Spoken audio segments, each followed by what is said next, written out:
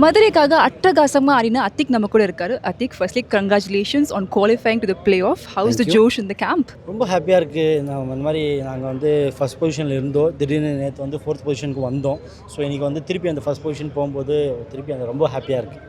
டெஃபினட்டாக we have to talk about because நீங்கள் உள்ளே வரும்போது த டீம் வாஸ் லைக் ஒரு பேலன்ஸ் இல்லாத மாதிரி தான் இருந்துச்சு. But once you came, what a beautiful innings we just saw, especially with your partnership with Shoaib.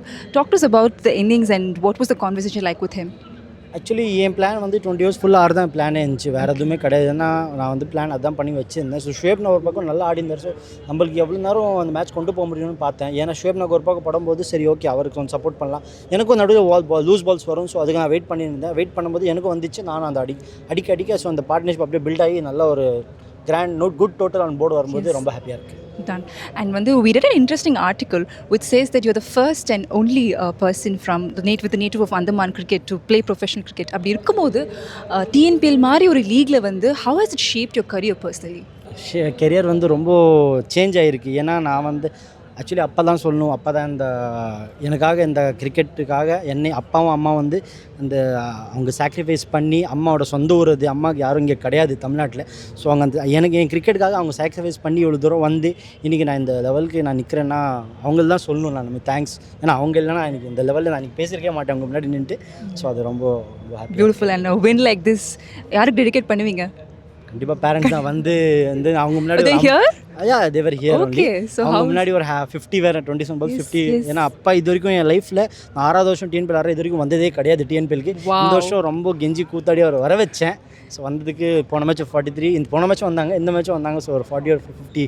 And what a day, a dream come true momentனே சொல்லலாம். கண்டிப்பாக. Now coming back, நாளைக்கு வந்து top 2ல வந்து you guys have reached and Trichy கூட. Do you think it's like a disadvantage to play back to back? Actually momentum நல்லா இருக்குது. So அந்த momentum அப்படியே ஆடிட்டா நல்லா இருக்கும்னு தோணுது. எல்லாரும் அதான் ஒரு ஃபீல் பண்ணாங்க. கேப்டன் கிட்ட பேசும்போது கூட அதான் சொன்னார். ஸோ நானும் அதை ஃபீல் பண்ணுறேன். ஏன்னா ஒரு மொமெண்டம் நல்லா இருக்குது இன்றைக்கி வின் பண்ண மொமெண்டம். ஸோ அந்த மொமெண்டமில் நாளைக்கு அப்படியே ஆடும்போது பெனிஃபிட் இருக்குன்னு தோணுது. ஓகே. அண்ட் அதே மாதிரி வந்து ஃபீல்டிங் பற்றி கண்டிப்பாக பேசணும். மதுரை பேந்தர்ஸ் லைக் நிஜமாகவே ஒரு பேந்தர்ஸ் தான் நீங்கள் பார்த்தோம். Especially the last run out, அதை பற்றி சொல்லுங்கள். எஸ்பெஷலி ஃபீல்டிங் கோச் மாலிக் பாய் அவர்கிட்ட தான் எல்லாத்தையும் சொல்லணும் நான். ஏன்னா ரொம்ப ஒரு நல்ல டீம் ஃபீல்டிங் கோச், நல்ல ஃபீல்டிங் கோச் வரும்போது கண்டிப்பாக இந்த மாதிரி ஒரு கரெக்டாக இந்த மாதிரி ஒரு நல்ல ஃபீல்டிங் எஃபர்ட்ஸ்லாம் பார்க்கலாம். So thanks to management.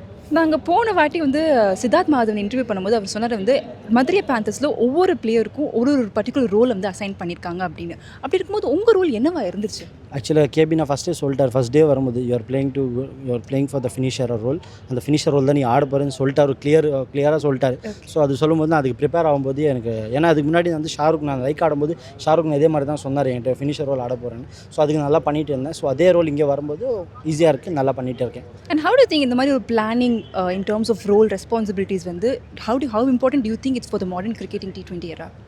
கண்டிப்பாக ஒரு நல்ல ஒரு மெயினான விஷயம் தான் இது. ஏன்னா யாருக்கு எப்போ என்ன கிடைக்கும் தெரியாது. ஸோ அந்த நம்ம ரோல் அந்த கரெக்டாக உள்ளே பண்ணும்போது நம்மளும் நல்லா பண்ணிகிட்டு இருக்கோம். ஸோ விக்கெட்ஸும் நான் கரெக்டாக இருக்கிறதுக்கு மாதிரி விக்கெட்டு நல்லா பேட்டிங் ஃப்ரெண்ட்லி விக்கெட்டாக தான் இருந்துச்சு. கொஞ்சம் ஹோல்ட் ஆச்சு. பட் நல்லா இருக்கும்போது ஸோ அந்த ரோல் நான் ஸ்பெசிஃபிக்காக உள்ளே போகும்போது அது நான் பண்ண பார்க்கும்போது எனக்கு ஈஸியாக இருக்குது. ஸோ அது நான் இன்னும் அப்படியே ரெப்ளிகேட் பண்ணி இன்னும் நல்லா பெருசாக பண்ணணும்னு எதிர்பார்க்குறேன். Well, all the best for tomorrow's game and congratulations once again. Enjoy the win. Thank you so much for joining.